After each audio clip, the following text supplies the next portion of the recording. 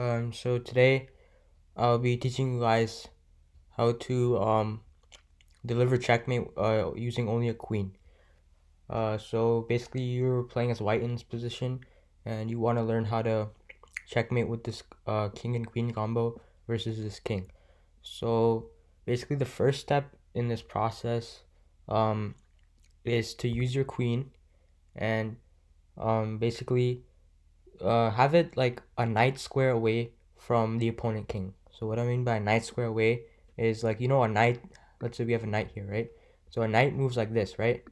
It's like an L shape, uh, like this, right? So we want to get our queen on a knight square away from the king. So let's say this queen was actually a knight. So I would want it to move. I would want it to move to a position where, if my queen was a knight, it would be delivering check to the black king. So I can move it to e3, e3. So it's a knight square away, right? So that's the first step. So you keep doing that. So let's say the other king moves to, let's say, d6. So again, you do that knight square away to e4, right? Let's say he moves to c7. Okay, knight square away, queen d5, right? It's a knight square away. Let's say he goes to b6. Okay, so once um you get the king a knight square away and it's your move, let's say in a position like this, it's currently your move, right? So once you don't have a move like this, you're already in a knight square away position. Then you start bringing the king into the picture. So I'll bring my king closer to king c3. Let's say he goes uh I don't know, c7. I bring it in again. So I go king b4. Let's say he goes king b6 again. So here, what we can actually do is we can go, we have a lot of options actually. Um, we can try queen d6 here, because once the kings are in opposition, that means that they're directly in front of each other and there's only one square in between them. You don't have to go knight square away. Um, you can just go a queen square away, um, like this. So you're giving check, and now the king cannot go forward, so he's forced backwards, right? So you go king b7. Now what you can do is bring your king again, cause since you're a knight square away, right? King b5, and now he can go king to c8. And in this position, you want to avoid a stalemate. So a stalemate is when I play king to c6. So position is called stalemate. So it's a position where you're not under check. So black is not under check in this position, but he actually has no squares to move. He can't go b8, he can't go b7, he can't go c7, he can't go d7, he can't go d8, and it's not even check. So it's called a stalemate, and the position would end in a draw, with the half a point going to each player. So you don't want that since you can easily win this.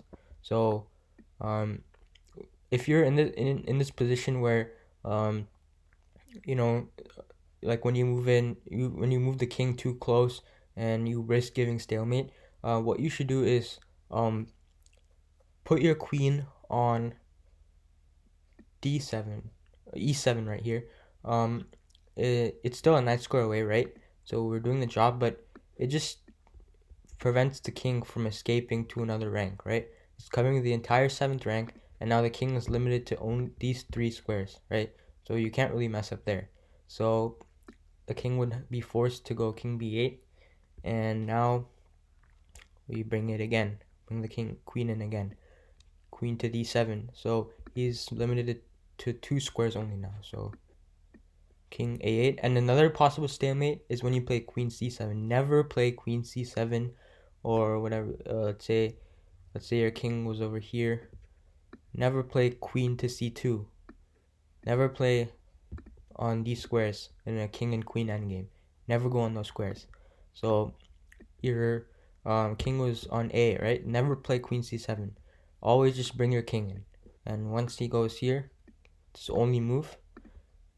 just play queen b7 mate or queen d8 mate, right? So that's the basic idea. So the first step is, like, in any position, let's say any position, the first thing is just get your queen knight square away. If it's already a knight square away, like in this position, and it's your move, just move the king.